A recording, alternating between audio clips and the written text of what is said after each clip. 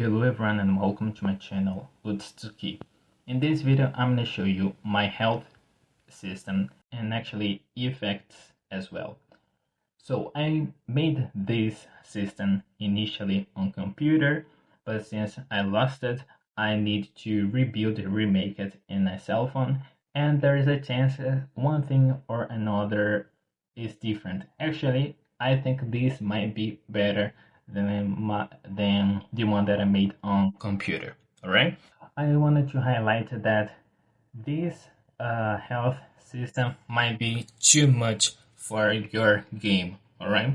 So if in your game you just need a float variable to mark what is the current health, go for it, because this needs a little bit of work that might not worth for you.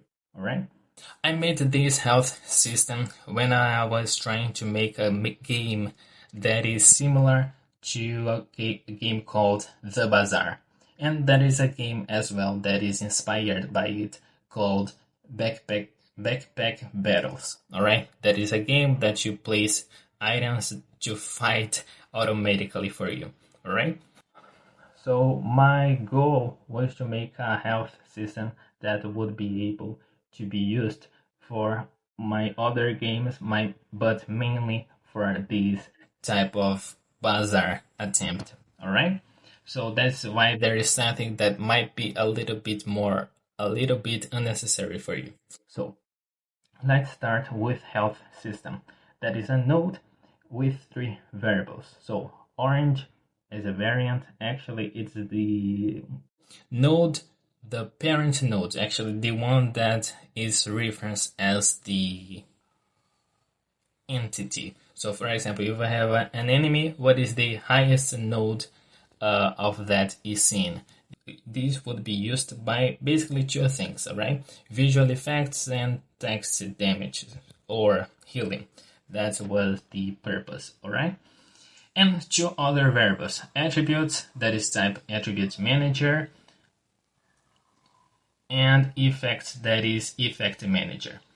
There is also a process in here that I loop in each one of the lists inside of the effects that I will show you soon, calling the update method, alright, passing delta.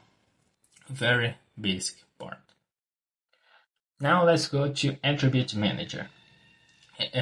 Basically 2 variables: the orange, that is the health system that manages this, and an attribute list, that is a dictionary with key, string, and value of status attribute type. As you can see, these extend resource, not node. So this isn't something that you would add child to the entity. And in the init part, as you can see, I set the resource local to scene property as true. So when you have a resource, the data would be instead shared across the instance, but by setting this equals to true, each instance of this resource is unique.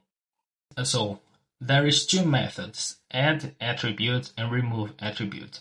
Basically, the add attribute go to the list and assign to that key of the name of the attribute passed in the parameter, and in the function remove attribute passing only the key, and if it exists, it would be erased. Very simple. Now the effect manager is slightly different. So it extends resource as well, 3 variables now. The orange, the same idea, and 2 list: passive effects and active effects, both string and status effect. I made this just for the sake of organization, alright? You can have this only in a single one list, but I like to sort this differently, alright? So the init resource look to scene, the same thing, and on the add effect, now I have a second parameter, passive, equals to true. So if it's passive, the passive effect dictionary is the one that would be affected. If not, the active one. All right? Pretty simple. I started by making the external part because the most complicated part is the inside, the most internal ones, all right? Okay, now let's go to the attribute. I will skip the signals for now and go to the variable. So here I have name and formatted name. This separation is because the name, it will be the one that will be used by the system, and the formatted name would be the one that you would show in the UI, for example, right? So for example, the one that I used, ATP, but the formatted name can be health or health points, all right? And the description would be a short description of this attribute. Variable active boolean equals to true, and 6 variables of type variant. So I have value, min value, and max value, and base value, max base value, and min base value. Why is this, and why every single one are variant? There is different type of attributes. There is attributes that are numeric, such as integer and float, and there is some that is not, such as boolean and strings. So in order to keep these things separated, I used the variant type, right? And why base value and value? In games, I think the reference that I love to hate is League of Legends. And in League of Legends, you have basically three types of scaling numbers. You have the base value. So, for example, the base value of a champion is X, and this would be only changed by runes and level up, for example. And we have the bonus value. So when you buy an item having health, for example, this will be the bonus health of your character. And the total value, that would be the sum of these two things. Why is it important to have these things separated? Not only because you might have different scales, but for example, imagine you have an effect that calls slow upon an entity. So this entity have a move speed of like 300, right? And the slow that you cast is 10%. So from 300, the move speed is now 270, all right? Now imagine I cast another slow skill, a little bit more powerful. So now the effect of 10 is now 20. So this 20% would be based on what? The original value or the current value? Because if it is based on the current, if you try to just reverse the percentage, you would go back to 290, 270, not 300. That is the point to have different values. And you can have even one more other variable. I just do not think that is useful, like for the bonus part, alright? You can have a bonus part, but actually I rather have the value less the base. Now I have the bonus value, alright? And not every single one will have a max value or a min value, such as booleans. Like if you have an attribute shield, for example, that is a boolean, so you are either shielded or not, or you are ascended or not, on fury or not, for example. They do not need min or max value, but I let you being able to use it. The orange, that is the attribute manager. So now we have a path from the status, from the attribute, to the attribute manager, to the health system, to the node, all right? And the base modifiers and value modifiers. So, okay, this will be useful to add multipliers, all right? So imagine you have a character, a champion in this case, that have a base health of 60, all right? And now you have a modifier, a rune that add 90 of health, all right, to the max health. So your base health is now 690. but the character base health is 60. All right. So now you have a way to separate the multiplier by the base number, and these the base modifiers and the value as well, as you can see, is a string and a dictionary that I will explain soon. But with these modifiers, you are totally able to do separate things. You can buff or nerf something based in the multipliers, in the modifiers on the base value, or the multiplied value of this base, or the value, the current value, or the value, the bonus value, or the modified multiplier version of this value. All right. This might be a little bit confusing, but think like this. You have an armor, for example. Your armor adds 900 of max health. You need a backup to the value of the player, of the character, having 600, and to the armor and its final value. So how do you know the final value? It's the base plus the bonus, that is 900. So this is the case. You can you have way more power to handle the way you want. All right. Yeah, I overwrote the get property list with the underscore. So I already explained this, but this get property list is a way to access every single metadata of a class. If you don't use the underscore get property list, but only the get property list, the native one, you'll have a lot of information: the script name, the ref count, I think the ref count ID or UID. So this underscore get property list is the one that you will use for a specific purpose, and that's my case. This get property list will be the one that I will use to specific descriptions, but can be used as well to copy and paste, actually duplicate certain things without too much stress, you know. And basically, it's I have an array of dictionary. I basically append the dictionary with name, value, type. You might want to add as well default value, the description, and so on. But I didn't use this.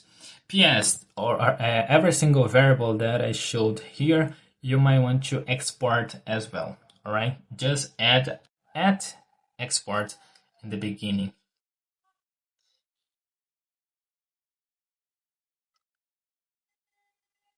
of each variable, such as this. All right. After it, I have three functions: increase, decrease, and replace. The increase and decrease are the ones that you would call if it's a numeric attribute, such as health. So I check if this attribute is active. If not, just return, so nothing will happen. And I emit the signal on increase. So if you want to, for example, place a visual effect such as a green circle beneath the entity feet or something like this, you just need to connect to the signal. I will pass the value, the base, and the orange, and I check. I have the three parameters: the value, that is variant, the base, that is boolean, and the orange, that is variant as well. So if base is true, I have to modify the base value. So I increment the base value, and I check if the max base value is different from null, so it's not variant, for example, and have a value set. And if the base value is greater than the max value. So if it is, I emit the signal on max base, and I set the base value equals to the max base. So if my base health of a character is 900, for example, if it go to 901, I would emit the on max base signal, and I would set the max amount to the current amount to the max amount, so to 900. All right, the same idea with the value. Decrease, same thing. I check if it is active. I call. I emit the signal on decrease. I decrement the target value by the value passing in the parameter. I emit the signal passing the value in the orange. All right, and that is it. And if it's lower, I set equals to this. This part you might want to not have. For example, if you want to, for example, let the player, if the player deal 1 million of damage, instead of just reset to 0, and you want to let the player know that they dealt 1 million damage, just comment or remove this line, so actually the minimum value won't be reset. All right, the replace would be the ones that for those who are not numeric, so booleans, strings, enums, for example, it's the same thing. Now instead of increment or decrement, just replace with equals, and I call both. All right, and just to make sure if each one have a max value or minimum value, actually is are values that would trigger something. These will the signals would be emitted. All right. So I have the add base modifier, remove base modifier, add value modifier, and remove the value modifier. As you can see, the remove only have key, and the add have the key, orange, formula, string, and description. So the key is just for reference. All right. Now the orange. So on Godot, when you call a function, only 3 types of variables are passed by reference. If you don't know this, on programming, we have 2 ways to pass values through to a function. We have by value, so a copy of that variable or a copy of that value would be passed to the method, to the function. So when you modify it, nothing will happen. And by reference, so a variable, in a very simple way to explain, a variable is a space in a memory with name, address, and size. So the address part is held by something called pointer. All right. So whenever you pass something by reference, you are using the pointer to access exactly location of that variable.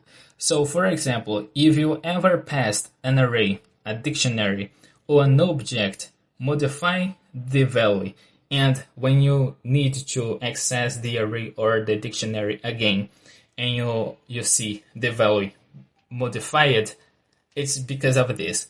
When you pass an array, a dictionary, or an object or instantiated class of something, you're modifying the original object. To not happen this, you have to call the function called duplicate, and the duplicate method have its own flags, so you gotta check. But the one that you duplicate copy the most deep values, and now it's 2 different things, is the 15 flag. All right, so whenever you have to have a deep copy of something, basically dot duplicate passing 15. All right, so this orange is the one that would hold the original. So this is a little bit more of game design choice. On League of Legends, if you cast a spell or throw a skill, for example, if you level up in the between or buy an item in the middle of and while something is being casted and didn't reach the target yet, if you buy something that to make you more powerful, that projectile would be affected. So this idea would be held. This orange would be a value passed by reference. So if you do not want this in this model, the one that I made, you would need to duplicate. So the player, it doesn't matter if we buy or level up, the value is already set. All right. But if you want, for example, the player have a magic spell that deals something, and the damage is totally strictly linked to the player magic power, keep as this. All right. The formula would be a string that the formula you want to pass. This formula is very, very useful for a lot of things that I used, all right? I used this for idle games and incremental ones that you need to have a formula to set, like to dictate the progress curve and so on, all right? And the description is just for debug purpose if you want. So I set the value modifier, or in here, the base modifier, the key in the position of key, passing the orange, the formula, and the description, all right? Here I have the get final base and get final value. Both are the same thing, all right? So first I check if the get final value is integer or float, because if it is a string, a boolean, or whatever, I might not want to pass through an equation, actually a formula.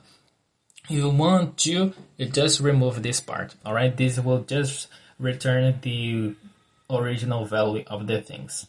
Then I set I create a variable to hold the base value. Then I loop in every single modifier. And I create a variable called formula that is an expression, that is an object and an instantiation of expression. And in the expression, and I call formula.parse, passing the formula and the possible names for it. So this might not be totally correct for you, so this is the part that you want to play a bit more.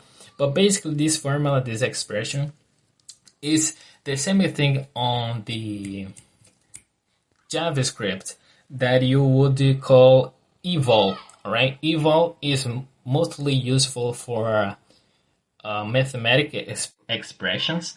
You would pass a certain formula equation and it would calculate. This is the same idea. The parse is the one that you would bind the variables inside of this formula with the possible names for it, and here you will create a variable called value that is equals to the formula dot execute, passing the value.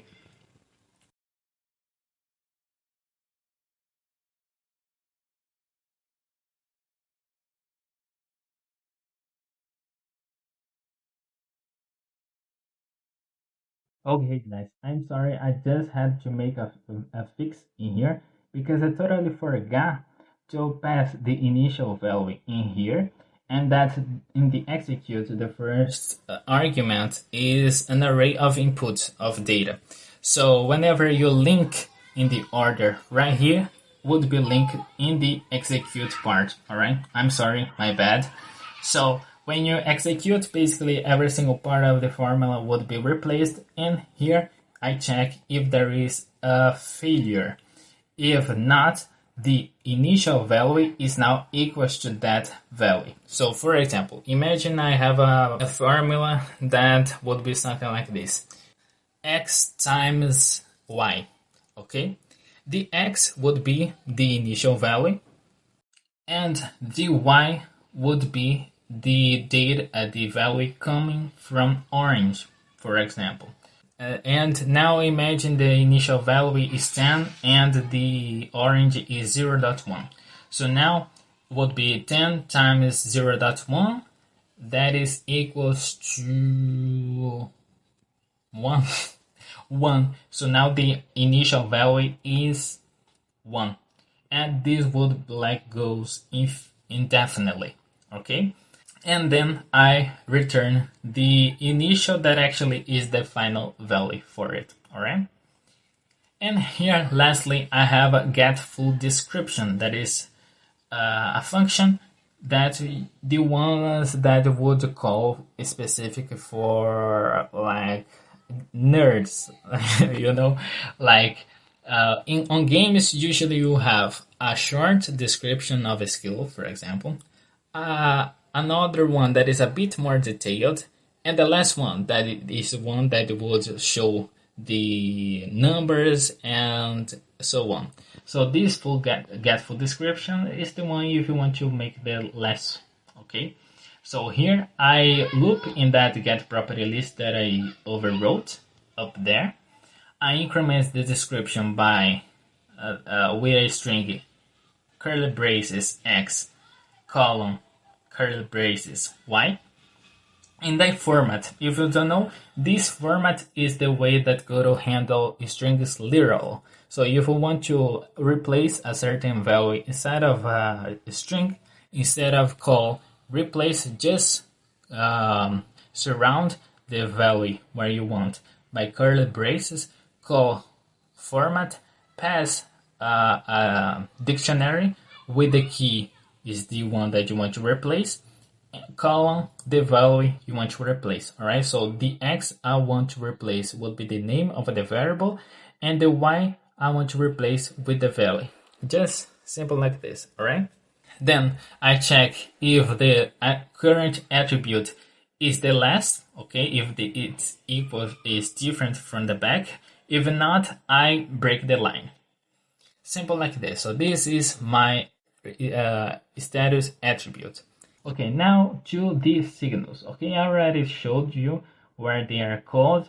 The on decrease, on replace in the beginning of the function, and on the max base, on max value, on min base, on min value, is inside of that ifs. This is important. For example, if I have a player that the max minimum health is 0, upon 0, the player would die, for example. This is just too easy. I just set the minimum value of health equals to 0, and I connect to the on min value, for example. Simple like this, okay? But this is too predictable. For a status effect, for example, I don't type the parameters in here, okay? PS, add the research local GSIN. I didn't talk about it, but add the research local GSIN. Remember to do this. Now let's go to status effect. So as you can see, I will ignore for now the signals. I have name formatted, name description inactive, the same attributes from the other class. So if you want to create another basic class and extend both, it's up to you. And I have more things here. So I have active function that is a callable. Use active function that is a bool. So there is a chance that you want to turn something on or off based in a condition, all right? But depending the condition might be very, very complex. So I made this active function that would be the one that would be the callable, the function that would be used to evaluate a certain condition, returning true or false. But this can be turned on or off by within the last variable, use active function. So if use active function is true, I will use the callable. If not, I will use the active boolean variable, all right? And I also have a running out variable. So there is a lot of ways of an effect run out, like extinguish. This variable is just to control this and don't let the effect be called more, okay? I have the tick timer and tick time limit. I usually make my timers with timer and time limit. In this case, I just added tick before them, basically kept my pattern, but now it's a bit more meaningful. So if you don't know, on games effect, mainly like passive effect, are based on ticks. Okay, ticks would be the smallest amount of time between two events. For example, I cast a spell burning into something. Like the tick can be like half second. Okay, so every half a second, I will deal damage to something. So this burning spell tick is half 0.5 seconds. Okay, the tick timer limit is basically the value I would reset, because the way that I do timers is something like this. I have a value. I have a variable timer. Okay, starting in a certain value. I will decrease this value until 0.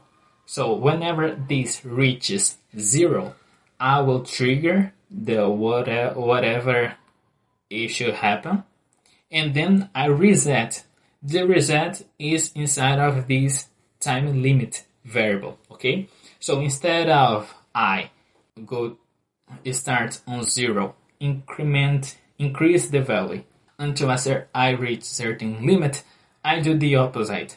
Why is this? Because sometimes, like usually in the past, when I had to do something and I have a timer that only should go like to count something once and then explode, for example, I don't need a why I need a timer limit, like why I have a positive number that I should go up to and then explode.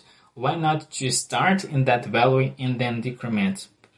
Like this is my mindset. In certain application, this might be not be the best, but I like this way. Okay, so this is the way that I do. I have two other variables, remaining timer and remaining times. Okay, the four variables are variants. Why is this? Because variants I can set equals to null, and they are optional. Like I can use a timer, or I can use the remaining timer or remaining times. These two variables, the remaining timer is basically a general timer. So if I cast a spell that a burn that should last for 1 minute, for example. So this is the 1 minute, the remaining timer, and upon reaches 0, nothing will happen. Okay, so this, it's not necessarily linked to the tick, how many times a fire will deal damage. Okay, and the remaining time is, it's basically if I have something that should last like 3 times and then go away. So this is the remaining times. There is a chance I have both things. I have something that would last 1 minute, but by doing something it can go away quickly.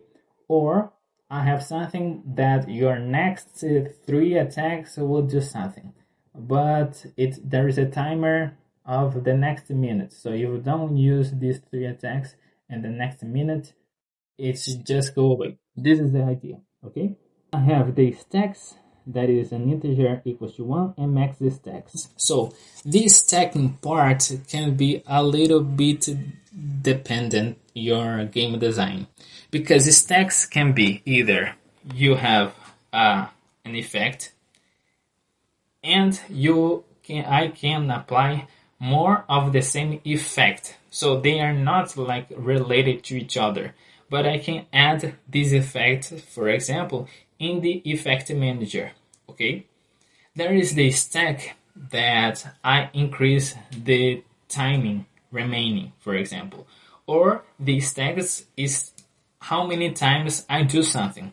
This, in my case, the stacks part is how many times I repeat the action. Okay, so for example, if I have a stack, like if I have something that have 3 stacks, in my case, like an explosion, the explosion would happen thrice, okay, in one activation. This is my idea of stacks. The other interpretation of stacks, it's basically where I want to implement this. Okay, it's totally up to the game. Okay. Lastly, I have the orange, that is that can be very different things. Okay, it can, like the orange is up to you. You want to like show an explosion or actually do another thing. That's why I didn't type. And lastly, the target, that is the target health. So usually the effects will target an attribute. Remember, this is named health system, but actually it's attribute system. So whenever I do something, I might want to, I will affect the attribute of something or not. Okay. So notification. This is interesting. So on Godot, we have a lot of ways to communicate something across the whole game. We are able to call functions, we are able to emit signals, and there is the notification that is really useful. And I actually used this because of the Bazaar attempt. Okay, my attempt to create the Bazaar. So the notification is something that is emitted to every single instance of that class inside of a game tree. Not exactly inside of the game being a node, but as an instantiation. Okay, so why this is useful? So when you think now of status effects, which types of effect you have in mind? I have some. So the first one is, for example, imagine a sword. When I attack with the sword, it can be poisoned or not, I would apply an effect to the target. Okay, this is the one that I call active effect. That is the one that I have to apply to the enemy by doing something. Okay, so now the enemy have bleeding as an status effect. The second one is the passive. So like in the background, the status is being run. That's why I call in the process of the health system that update function. Okay, that is for this status effect. So whenever something should happen, would automatically happen. And lastly, I have the triggered type of effect. That is something that would occur upon another thing happening, is in response. On the Bazaar, there is skills. These skills works basically as a passive. So when the enemy cards or my cards freeze or set fire or poison or haste or slow or whatever, my skills can be triggered. But imagine, I have any amount of enemies or any amount of players in a certain thing. I have to auto-detect whenever something happened. I should either do something to the enemy player, to myself, or to both, for example. This can be very exhausting. I had a lot of headache by trying to implement the way the Bazaar do with the passives. But when I tried to use notification, now I was able to do it. How that worked? I placed an item upon my board, for example, and the item would auto attack. Okay, so I created an effect called cooldown of, for example, 3 seconds, and whenever that cooldown reaches 0, my card would auto attack. So this is the way how auto battlers can be done with this system. Okay, upon attack would apply every single active status effect, and in theory for the card, the only passive status effect that is like native is the cooldown one. Okay, but it can be applied the freeze and so on. So it's up to the item. So now I have a skill. So my item, for example, froze another item. So now this open attack would notify every single status effect. And if I have a status inside of my skill part matching the same like conditions, I would do something. And I did this with notification. So for example, my item attacked and applied freeze. I emit with the item, I emit a notification saying that passing the, for example, -2 in this example, that is the freeze, for example, and the extra is like the player or the enemy. So inside of this match I did with the notification, I check if notification is true, so something froze, and I check in the extra is equal to my player, I would call this effect would apply itself. So even though I'm not calling this, even though this is not active in the update, for example, this would attack by itself, okay, as a response by notification. That's why this is powerful, and I really appreciate this part, okay? And the need research local to scene, pretty basic. The same idea of get property list for the get description, okay? And other things such as duplicate and copy certain things that might be a little bit hard, okay? So if it is active or the use or the active function return true, I check again. If running timer is different from null, so it is set. If it is set and is greater than 0, I decrement by delta. If not, I turn into true. So now run out of timer. Okay? If it does not use timer or there is timing remaining, I check if the tick timer is set. Okay? So if the tick timer is set and it's greater than 0, it's not time yet, so we won't do anything. But if it's lesser or equals to 0, so it's already time. So I reset the tick timer to tick timer limit.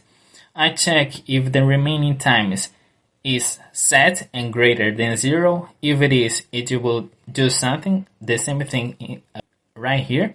In the elif, remaining times is equals to 0. So basically, I check if remaining times is set. If it is, I check if it's greater than 0. Then I call the signal before apply. I loop inside of the stacks. So as I said, I will basically repeat the amount of times the stack is, but you can handle this in a different way. I call this signal, I emit the signal on apply, and after this, I emit the after apply, okay?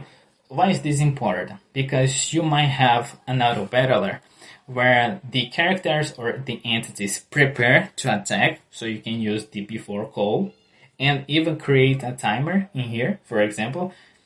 Actually, you want to be able to use the get tree because this is a resource, but okay. You can create this using the orange, for example. And then, every single time the entity attacks, and the visual effect would be triggered. And then, after everything, you might want to do something like show the combo hit or something like this, okay? And I also check if the remaining time is lesser or equal to 0. Now run out and I emit this signal. Okay? Run out. Actually, I also forgot to emit the signal in here. I am sorry. I should emit the run out dot emit. Okay, I'm sorry. Okay, now I have the add stacks that is basically would increment the stacks by a certain amount of times. I emit the signal on add stacks, and I also check if there is a max stacks and if it's greater than the stacks. If it is, I reset the stacks to the max value, and I emit the signal max stacks. Okay, so this is my health or attribute system. Okay, with effects. There is something that you might want to do. That is create static functions for the most used effects and attributes. So inside of the status attribute, you might want to create a function, a static function in here that returns an HP attribute. So it's very easy for you, for example, to just set the health for every single entity. I create an example in here. So I have this character, but this player, as you can see, very complex. But this is just to test the attribute system. Okay, so here I instantiated a health system. I set the origin equals to health, the effect origin equals to health, the health orange equals to self, as you can see. So now every orange is set. Okay, then I call the add health attribute. So here this add health attribute can be a static function inside of the status effect, status attribute. Okay, that would you have a parameter passing the max health, minimum health, and so on, and do this automatically. Like in these terms, I am creating a health attribute for only one entity. So I might want to automatically set this, not inside of not creating a function for every single one. Okay, so I create a status attribute, set the name equals to ATP, the formatted name health points, the description player health, active equals to true, the orange the attributes manager, the base value equals to 100, the minimum value is equals to 0, and this max value, I don't need this actually. I don't need this. So now my min amount of health is 0. And I connect the signal on min value, passing x, y, because remember inside of in the signal declaration, I set passing the value in the orange. Okay, and inside of this, I pass a callable that is a function, print died, and actually closing my game. Okay, so I will uncomment this part. That is as an example of the get full description method, okay, that I created, and then I assigned to this health system variable this HP. Okay, just like this. I will comment this add burning effect so you can check the get full description. Okay, so now I play.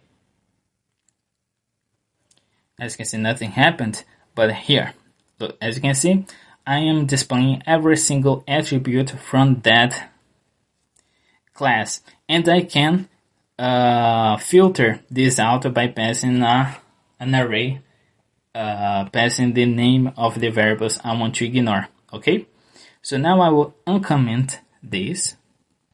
I will comment this, and as I said, you can copy this creating health attribute and actually do inside of the class. This is what I made in my copy the Bazaar attempt. I created a lot of attributes such as health for the player, gold for the cards, attack, okay, poison, regeneration depending the card. Okay, so this is an example.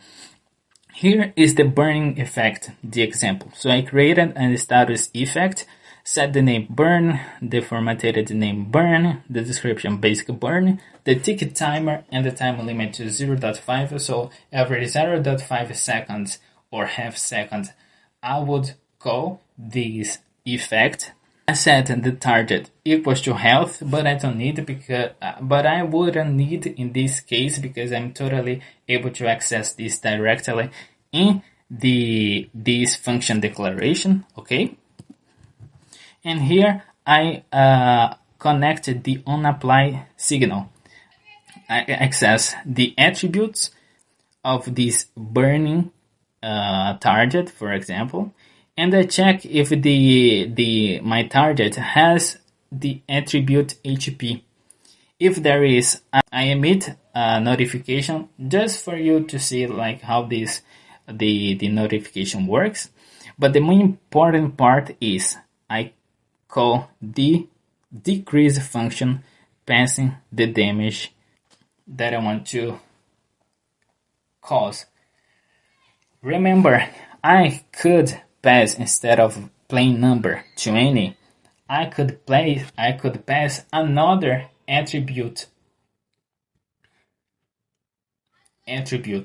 Like in that orange variable, I could declare an attribute manager, create an attribute such as burning, and pass the burning attribute in here. Okay, actually, this is the most common example you would face. Okay, having an array, a dictionary, or a variable, or an object that is the one that I said that is passed by reference, and pass not the value but the orange itself. But only if inside of the game design you want, this would happen. Okay, then I set the active equals to true, and then I add the effect to my health system. So now if I play,